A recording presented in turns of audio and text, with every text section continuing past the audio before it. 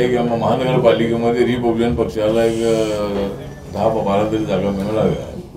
15 जागा मागताय पण तेवढा वेळ मिळणार नाही.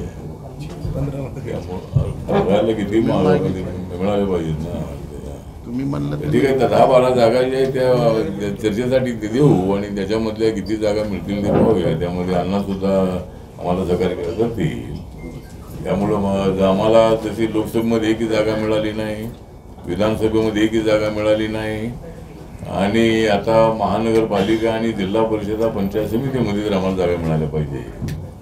आणि DPDCमध्ये आमची 1-2 माणसं आणि सगळ्या कमिट्यावर आमचे लोक आणि प्रत्येक जिल्ह्यामध्ये 200-300 SO जे आहे ते तरी आम्हाला मिळाले. त्यानंतर जे नवीन महामंडळ होणार आहे त्याच्यामध्ये 2-3 महामंडळाची अध्यक्षपद आम्हाला मिळावी आणि लवकरात लवकर महामंडळ करावीत. आता सरकार स्थापन होऊन आता 3-4 महिने, किती महिने झाले? 3-4 महिने होत आलेले आहे. त्यामुळे लवकरात लवकर या 3 पक्ष आणि RPIचा पक्ष जो आहे RPIच्या पक्षाने पक्षासोबत घ्यावं.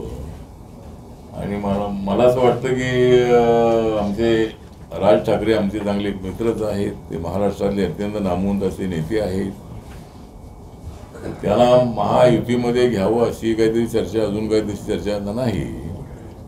पण त्यांना काय महायुतीमध्ये घेऊन काय फारसा फायदा होणार नाही आहे.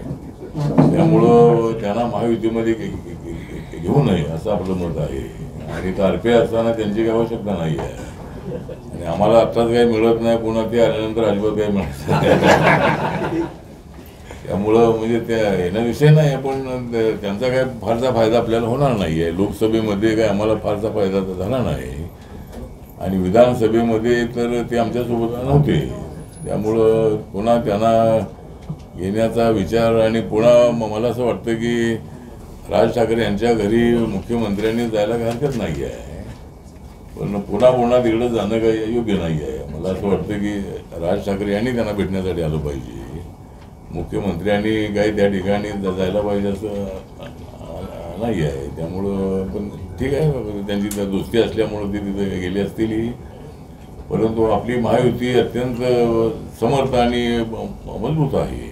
237 जागा जिंकणारी आपली जी महायुती आहे त्या महायुतीची ताकद महाराष्ट्रामध्ये वाढलेली आहे आणि नरेंद्र मोदी साहेबांच्या नेतृत्वाखाली देश विकासाच्या दिशेने पुढे जातो आहे. आणि आता या पद्धतीनं आम्ही देशाच्या विकासामध्ये आम्ही ॲक्टिव्ह आहोत.